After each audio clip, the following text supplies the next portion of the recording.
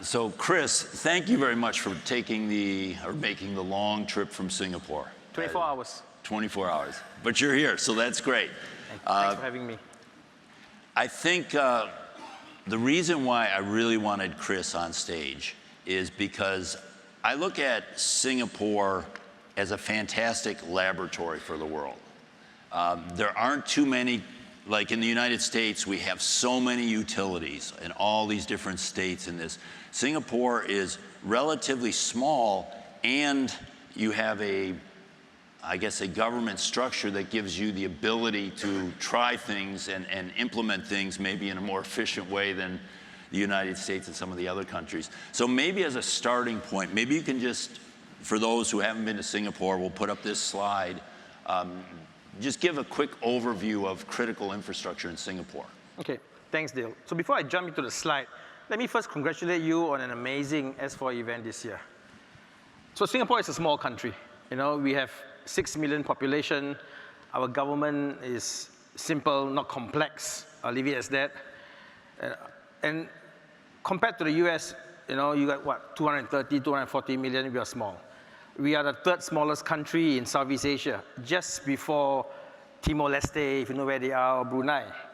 Geographically, you know, the state of Florida, I found out, is way bigger than Singapore, right? So, and obviously for a small country, 6 million population, we all need to live and work.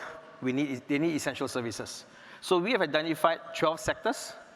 You can see on the screen, 12 sectors in total delivering 37 essential services. Although you see 11 pictures, one of them has two sectors in there, total of 37 services. And these essential services are not secret. They are listed in our legislation. And because of these 12 sectors, that's why we are formed. We were formed back in 2015. This year, we celebrate our 10-year anniversary. It's going to be a big event in Singapore. And that gives us the mandate, because we come under the Prime Minister's office, gives us the mandate for overall cybersecurity responsibility in Singapore. We passed the legislation back in the first legislation in 2018. That was to identify, focus on critical information infrastructure. We updated the legislation back in 2024, last year, to not just focus on CIIs, but focus on everyone else that we think is critical. I can dive into some of the details later.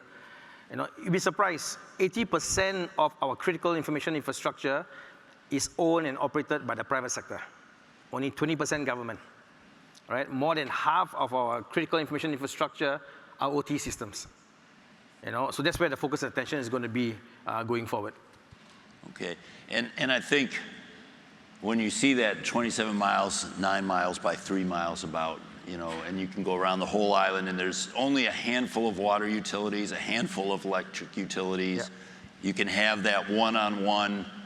When the government decides to do something, you can go out and visit these people in a short period of time. So it's something that is really interesting to see what can happen. Now, let's start with the Cybersecurity Code of Practice, or the CCOP. This is something that was passed and then I think updated in 2022. Mm-hmm.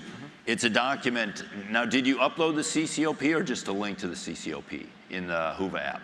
I can upload the CCOP after this. Okay. I'm not sure if it's there. Okay. Yeah. But it's publicly available. It's 61 pages with an annex, and it is a set of requirements that currently the critical infrastructure sectors he shows has to meet. So this has been out since 2022. Are your critical infrastructure players, are they having to meet this? Are they being audited at this time? Yeah, so we put it out in 2022. We give them 12 months grace period. Last year, July, they all had to comply with the Code of Practice. If you see the Code of Practice is predominantly outcome-based. We try not to be prescriptive because we have 12 sectors, everyone very diverse. And they are now about going to be compliant to so under the legislation, they have to do audits once every 24 months. So for this particular CCOP, they will only be audited come 2026 because they have 2 years thereafter to comply. But we have the first version. They have done 2 cycles of audit already. We are seeing gaps in certain areas, and that's okay. Our approach has been, it's okay to have audit observations. It's perfectly all right. The government is not going to come down hard on you when you have audit failures or non-compliance. It's an opportunity to improve. As much as we say that, they may not believe that. You know, and whenever they submit the report to us and we look at it and we give them comments, you know, the next question would be, are you going to fine me? Are you going to issue penalties? You know, do I have to go to jail? We say, no, none of that is going to happen. Let's work on it. Let's improve. Let's move forward. And does CSA get to see the audits? Yes. And so you've gotten 1 or 2 rounds of audits. Have you been able to, I guess, draw any conclusions from those audits? Like, this is an area we need to work on more. This is an area where the CCOP needs to be reworked. Have you learned anything? Yes. So if you see the code of practice is broken down into the niche areas, right? Identify, protect, detect. I think the bulk of the challenges that they're facing is in the protection area and the response. Because it is outcome-based, and depending on who you engage to do your audits, they may interpret it differently. So sometimes it's also a case of clarifying with the auditors as to what's our policy intent for the requirements. Mainly we've seen in the protection area, not so much in the other areas because they're quite straightforward. This is an area where we need to now further sharpen the requirements a bit if we have to, clarify a bit more, and then move forward. And it's kind of it's always, I mean, maybe I'm a sick person. I was going to say it's fascinating to read these kinds of documents, but maybe it's not really fascinating. But some of the things were very specific. So, for example, requirement for domain controllers to monitor for changes to trust relationships between domains. So that's real easy, yes, you know, to check. Are they monitoring it? Or there were a set of minimum items for a security baseline. Yes. So those I can see. But then there were some that were more vague, like apply patches in a timely manner, or vulnerability assessment, not described, but you have to do an assessment every 24 months. Yes. How do the auditors deal with that? So when we say you do your risk assessments, we do, okay, under the legislation, they got to do a risk assessments once every 12 months, audit once every 24 months. So we've put out guidelines when we first started back in 2018, 2019, to put out guidelines as to how to do risk assessments, how to do threat modeling, we think, how to do audits. Now we are looking at what has been the outcome. So we have 2 cycles. We have the good, the bad, the smelly of the outcome of the reports, different shape, different sizes, and that's okay. Now we are diving into the details to see where do we dive deeper? Where do we provide more clarifications? Because now I think they're used to the rigor and the rhythm. Now is to go deep. And it's not going to be easy. We found that when we talk to our asset owners and we told them, say, okay, we're going to move the level up, to them it's why. You know, I've gotten into a rhythm already, please don't change, please keep it as it is. We said, no, we've got to move a bit more. We're seeing a mixed bag. We need to provide a bit more clarity. So hopefully that will help them. One area, if you look at the code of practice, if you can download that, it's publicly available. They must do penetration testing. For IT system, you must do once every 12 months. If you're an OT system, once every 24 months. But penetration testing for an OT environment is not going to be easy. You know, I can tell you it's going to be challenging. We thought initially, if it's okay to do a pen testing on a digital twin, is that good enough? Right? So then what form of a shape should a digital twin be? Do they define it? Do we define it? So we left it as is. Then everyone started to do on digital twin. But then the Commissioner of Cybersecurity in Singapore, his vision was, well, the threat actor is not going to attack the digital twin, he's going to attack the production systems, right? So now we want them to find a way, work with us, define the boundaries, the rules of engagement, to do penetration testing on the production systems. And that's going to be a big challenge going forward. We've got to see how we do it. One last question on the code of practice. We have probably some electric sector people in the audience. I know there's a lot of them here. In the early days of NERC SIP, there was this phrase in a lot of the requirements, where technically feasible. I saw something a little bit similar in there where there was a lot of to the extent possible. How are you dealing with that? Because I know in the early days of OT, we heard, oh, you can't do that, it'll break anything. So a lot of things were not technically feasible. How are you dealing with that kind of exception that makes sense, but it's hard to deal with? Yeah, I mean, when we wrote that sentence down, we were unsure ourselves, let's be honest. We wanted to see what were the outcomes going to be, and then we may adjust it going forward. So we were not sure when we put it down. We wanted to provide some latitude for them to do it. If they can, they will do it. If they cannot, they'll tell us why, and then we'll see how we tweak the language we need to going forward. Yeah. So when we did it, we're not sure ourselves. So does the auditor make that call, or does CSA make that call? The auditor will make that call. So any auditor who audits the critical information infrastructure in Singapore needs to be pre-approved. There's a pre-approved process that the commissioner will say, yes, from a fit, proper competency standpoint, they get pre-approved, and they get to go out and do those audits. So it's not anyone. Well, while we're talking about that, I noticed in the legislation too, like someone like me, if I went over to do a security assessment, would I need to be licensed to do a security assessment of critical infrastructure? Security assessments, no. Under the legislation, we license two types of services: penetration testing, and those to provide security operations center. Specifically, these two, when we first started, why? Because we think they have very intimate knowledge of our critical information infrastructure, and we want to know who they are from a fit and proper standpoint. So we do background checks, criminal checks, where they're from, nationality, competency, and we get them licensed, I think, if memory serves me, for 3 years for a small fee at the individual level, at the organizational level. It's been quite popular. So our critical infrastructure owners, if they want pen testing, they go to this list, they pick one, they go to them, they know they've been cleared, only for these two. For risk assessments, you don't need a license. For audits, you need to be pre-approved. Okay. I think in the community, there's a lot of gray area of what people call pen testing, what call, informed assessments, blind assessments, all that sort of thing. Okay. Just as full disclosure, I've actually done some work with CSA. I was not as part of a panelist for an event they put on, OTCEP, and got a small amount of money, so I just want to make sure people are aware of that when I'm asking these questions. But the reason I mention it now is we've been discussing this for like 3 or 4 years about, do you have a compliance approach or a risk-based approach? And it was funny, I looked at your frequently asked questions. It said, one of them was, which approach, compliance or risk-based, should the auditor adopt to conduct cybersecurity audit of the CII? And the answer was, the auditor should adapt both compliance and risk-based approaches for the cybersecurity audit of CII. And I'll let you say it, because it was very enlightening to me, but there's actually been pushback from a number of different players on risk-based. So talk a little bit about that, because I found it fascinating. Yeah. So when we first started, we think the easiest way was to do compliance, make sure that they all follow the rules of the game, they level up to a certain point. And I mean, we are a victim of our own success. The minute they get into a rigor and a rhythm, they want to stay there. But then obviously compliance-based is not the way to go. We need to move them to risk-based. And then what is risk-based? Some of them came to us and say, risk-based means I get to pick and choose. I don't think it's pick and choose, right? You got to do a risk assessment. And how do we do a risk assessment? So right now, we have identified critical infrastructure owners who we think are ready to do risk-based. Parts of the code of practice is compliance-based. Part of it can be risk-based audit. Like, for example, protection requirements.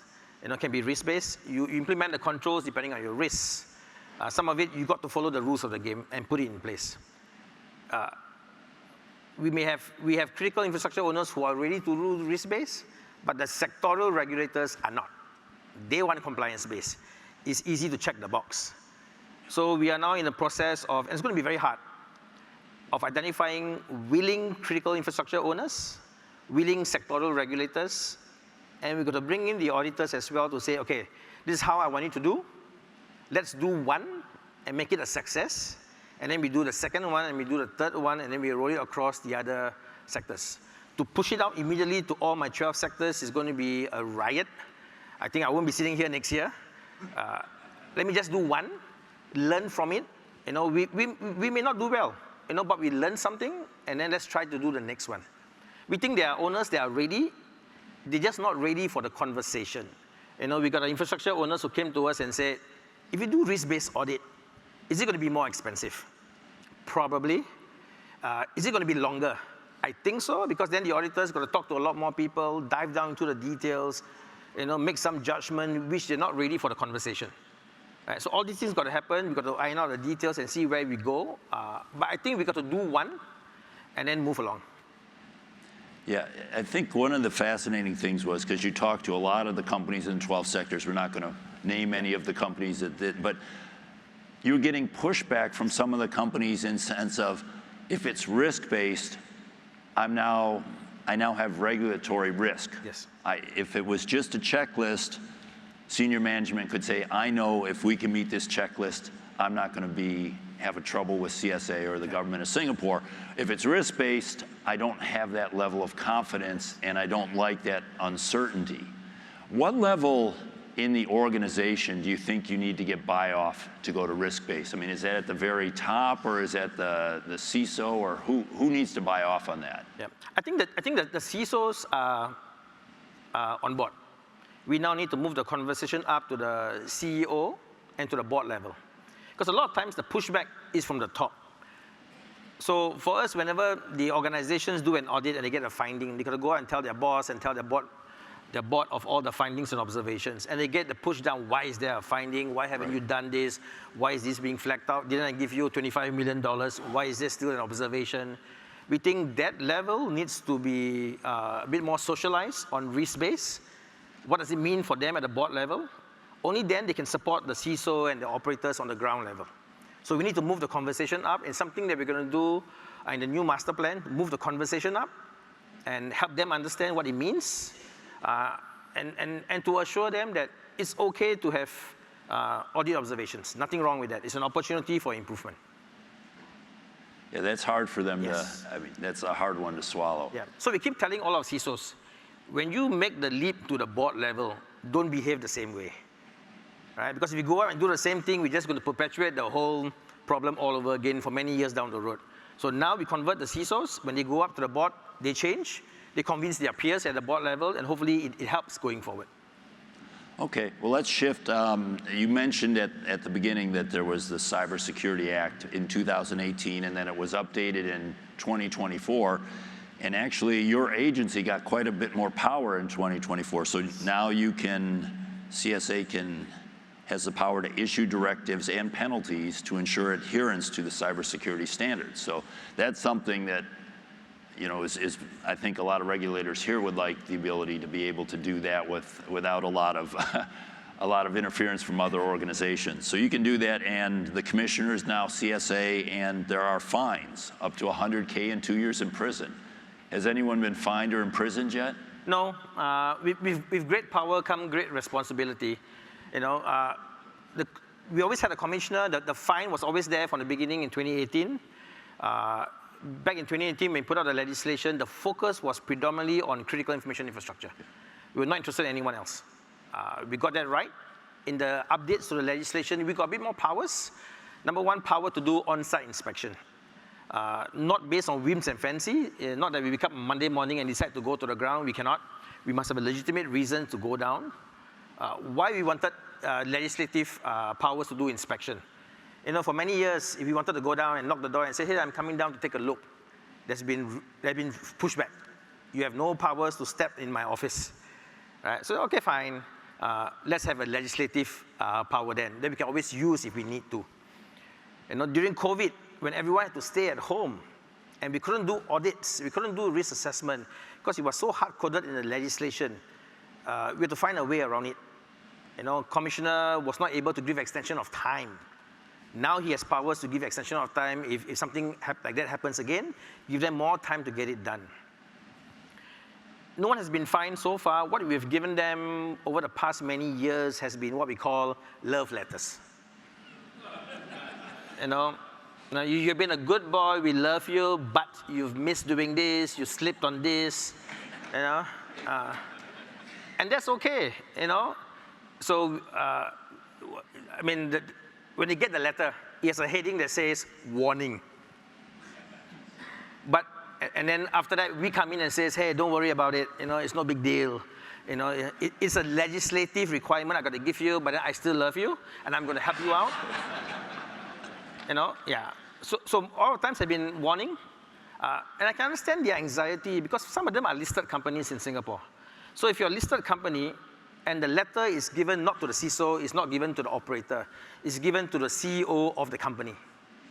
He now has to bring that letter to his board and tell the board that he has been issued with a warning by the authority. And that's challenging, right? In Singapore, it's slightly different. The owner of the critical information infrastructure, if it's owned by government, it's the one who's responsible is the permanent secretary of the ministry. That's a very high level. It's one level below the minister. We issue him the letter. We issue him the warning. You know, for the private sector, it's the chief executive officer. It's not the CISO, right? So that changes the dynamics of the relationship.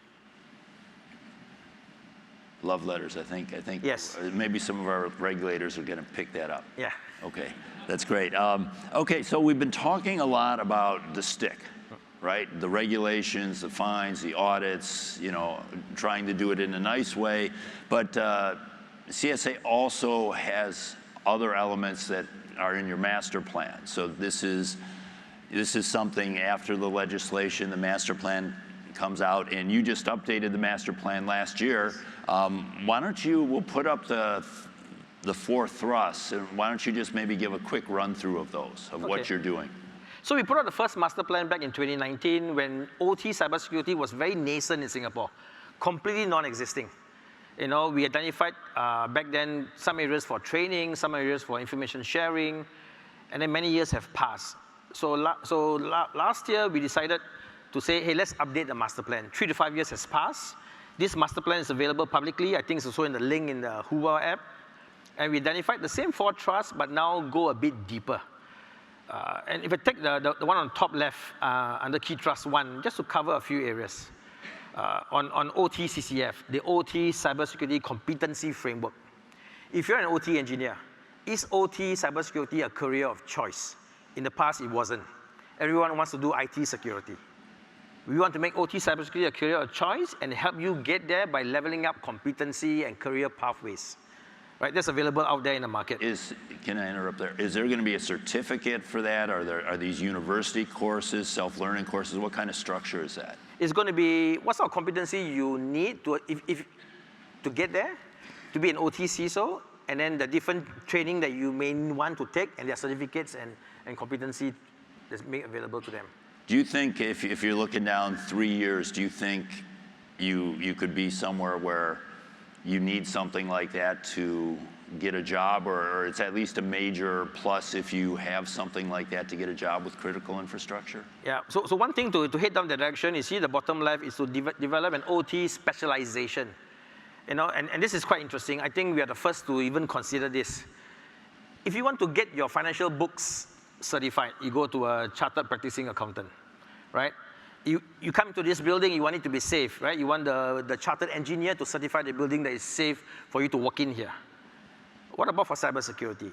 We are exploring the possibility of having a chartered cybersecurity professional framework in Singapore. Not just a CISO, a chartered person who's fully qualified, and maybe that person is the only one who's authorized or capable enough to manage critical information infrastructure. So a chartered professionalism, something that we're figuring out internally. There's a massive survey study going on is how to do a chartered cybersecurity professional framework. And our universities, as part of the engineering courses, they're infusing OT cybersecurity. So graduates coming out, some knowledge helps in employability, rather than coming out just from an academic standpoint. Maybe go to thrust 4, the secure by deployment. This is something that I've found very interesting because, you know, as I mentioned, there's a huge volume of guidance documents. I don't think if someone wants to know what secure by deployment is, they would have any difficulty reading the basics. They might differ 10%, but we pretty much have known this for a long time. Yes. So what are you trying to do with this? Is this, I see the word promote there. Yeah. So is it more of a promotion? And if it is promotion, how will you measure that? So this is an interesting one that we put down. Why? Because our critical infrastructure owners were always telling us it's been implemented, the OT system has been implemented in the environment, and they do not know how to manage it. They're not sure whether it's secure or not. It's the OEM's problem. It's the integrator's problem. We think it's everyone's problem, right? The OEM got to design the product securely, so he has a responsibility. The one who's integrating it in the environment has to integrate it securely. And the asset owner himself has a responsibility. Because many times we are hearing, I can't do much, is the OEM's problem. It's like that. We think everyone's responsibility. We think it's not a new term. We try to be creative. Some people have told us, why don't you use secure by life cycle? Okay, fine. Secure by this, secure by that, okay, fine. Let's go with secure by deployment, end-to-end from start to the end. Everyone has a piece to play throughout the whole life cycle of the product. We're going to work with the OEMs in Singapore to say, okay, if you're the OEM, what are you going to do to ensure that your products are going to be designed, deployed securely? If you're integrators, what are you going to do? If you're asset owner, what is your responsibility to ensure that you maintain it securely? You don't do things wrongly, and how do you ensure that? We haven't gotten around to identifying a metric. We think now is to promote this concept. Everyone is coming on board now to say, yes, we can do that. Now let's see how we do it. It's interesting. Does the Cybersecurity Act give CSA, if you chose to, I'm not saying you should, but if you chose to, could you regulate integrators and OEMs? We could. But I don't think that's the way to go. Yeah, I'm not sure it is either, but Yeah. it's nice to have that capability if you wanted to. Yeah. And one thing we've learned from legislation, I'm sure you all have learned the same, is legislation is only useful for a start. It gets everyone to a certain point, and after that, it doesn't change the behavior. Everyone just wants to pass the test and meets the compliance requirements and then move on with life. We think now we need to do a bit more to establish trust and partnership. So we're working very closely with the OEMs in Singapore to say, okay, you have this challenge, what can we do? How can we help you? How can we incentivize organizations to implement secure products? What else do we need to work on? So this is an area that we're trying to do to shift more from just pure legislation and hoping that it takes a life on its own, but also now foster trust, foster partnership. It might be interesting to audit systems when they just got deployed. If audit them against the CCOP and see were they deployed properly. Yes. And then that. Now there's obviously some responsibility for the asset owner to verify that in acceptance testing, so they're not off the hook, but it also would be a test of the integrators or OEMs if they installed it themselves. Let's finish this. We have just a little bit of time left. You have here, probably 1,000 of the top OT security professionals in the world. What can they do to help a country like Singapore, a regulator, whatever role you want to take? What could they do better or more of in the future? Okay. One area that we're trying to do in Singapore, and it's in the master plan, is to develop an OT cybersecurity center of excellence. Right? Is to create a facility where OEM products can come in, plug and play, can be integrated to do testing, to do research. Such a facility doesn't quite exist in Singapore, because before the OEMs, before the asset owner implement the solution, they worry about disruption. So if you're an OEM and you have a product and solution that we think is useful to be part of this center of excellence, reach out to us, let us know. I'll just leave you with 3 points. Legislation doesn't always work. We thought it did initially when we first started. Now is to establish trust and partnership. And now we're going, as part of trust and partnership, we're doing a bit more to co-create. This master plan was co-created with more than 60 organizations. I can tell you honestly, we almost died in the process. Yeah, I talked to a few people when it just came out, and they were just zombies. Yeah, but it was amazing. When we put out the first master plan, we thought it was the best thing since sliced bread. Everyone told us it's the worst. And now when we put out the master plan, we did not have to promote it. Everyone was promoting it on our behalf. There was support, there was buy-in, there was endorsement. So co-create as much as possible. The next time we put out a new CCOP version 3, we are going to co-create. Bring in the OEMs, bring in the asset owner, bring everyone in together, let's co-create. We may die again, but that's okay. That's just the second time, but that's okay. But I think that's the way to go. And I will encourage all of you to move your conversation, not just at the CISO, at the operator level, move it up to the CEO, move it up to the board level. And that's important. A couple of days ago in Singapore, not sure whether you have read, we put out a package for cyber resilience at the board level. So the board now has to be attuned to cyber threats. It's a package that we put out together with many other agencies, and then we're going to push for that at the board level. Only when the board understands cyber security, cyber threats, emerging threats, then they can give the money, they can give the funding, and give the support for you to do your job. So we've got to elevate the conversation up there, and I think that's where we want to go for the next few years. That's very good. Thank you for coming all the way. Thank you. Please join me in thanking Chris.